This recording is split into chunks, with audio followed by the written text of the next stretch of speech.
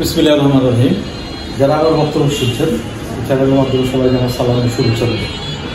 Actually উনি বলছে যে আমরা বিগত 15 বছর আমরা কীভাবে স্বৈরাচারী শেখ হাসিনার পরিচালনা করছিলাম।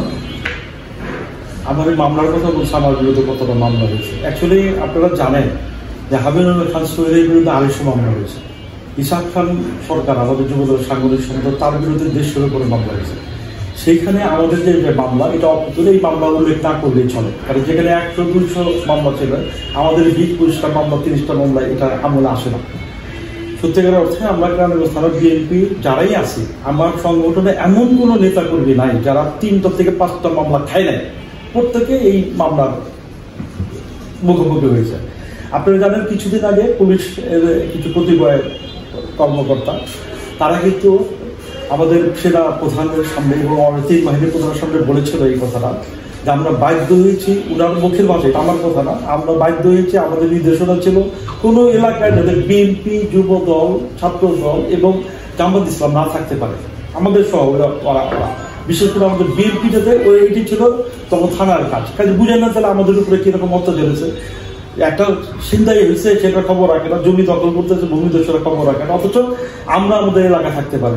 আমিও কিন্তু বিগত প্রায় 4-5 বছর পরে কালকে আমার এলাকায় ঘুমাইছি, আমার বাসায় ঘুমাইছি এবং আমার যে স্তরের মসজিদ আজকে আমি ইনশাআল্লাহ আল্লাহর রহমতের পর্যায়ে নামাজটা জামাতের সাথে পড়ার সুযোগ পাইছি। আমরা কিন্তু এখানেও আসতে পারতাম না, আমরা যে কথা বলতেছি এই কথা বলার সুযোগ ছিল না, আমাদের রাস্তায় দাঁড়িয়ে দিত না।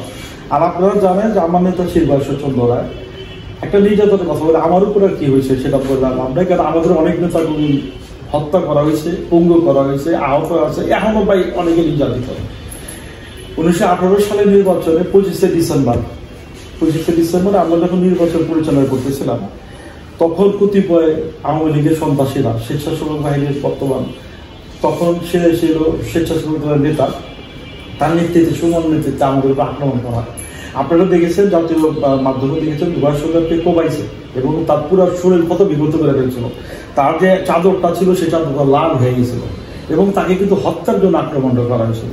তা আল্লাহর কি রহমত, হায়াতের মালিক আল্লাহ, এবং সেই 25শে ডিসেম্বর ছিল, সবকিছু বন্ধ ছিল, ট্রান্সপোর্টে সে আল্লাহর সে তাড়াতাড়ি বহন পেয়ে গেছিল, তাড়াতাড়ি হাসপাতালে যেতে পারছে দিঘা বয়সটা কিন্তু এখনো আমাদের মাঝে আছে, আল্লাহ হায়াত রাখছে দিঘা আছে। সেই সাথে এই যে দেখেন আমার এইখানে একটা দাগ আছে, এটা কিন্তু ভাই তাদের নির্যাতনের একটা চিহ্ন আমি বহন করতেছি।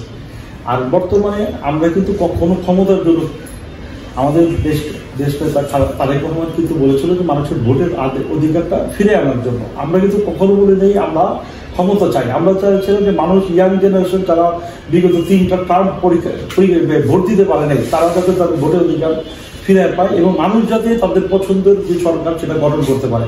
আমাদের আন্দোলনটা ছিল মানুষের ভোটের অধিকার ফিরে দেওয়া, মানুষের মৌলিক স্বাধীনতা ফিরে দেওয়া, মানুষের দ্রব্যমূল্য উদ্যোগী মানুষের জীবন ধারণ করার যে বিষয় ছিল, তারা যাতে সহনীয় পর্যায়ে তারা জীবনটা চালাইতে পারে এবং আপমর জনগণের যেসব চাহিদা ছিল সেটাই ছিল আমাদের ডিমান্ড। এবং সেটার জন্য বিএনপি তারেক রহমানের নেতৃত্বে, খালেদা জিয়ার নেতৃত্বে আমরা কাজ করতেছিলাম, আন্দোলন করে করছে, এখনও করছে। তা আমাদের দৃঢ় বিশ্বাস বিএনপি নেতারা অত্যন্ত ধৈর্যশীল।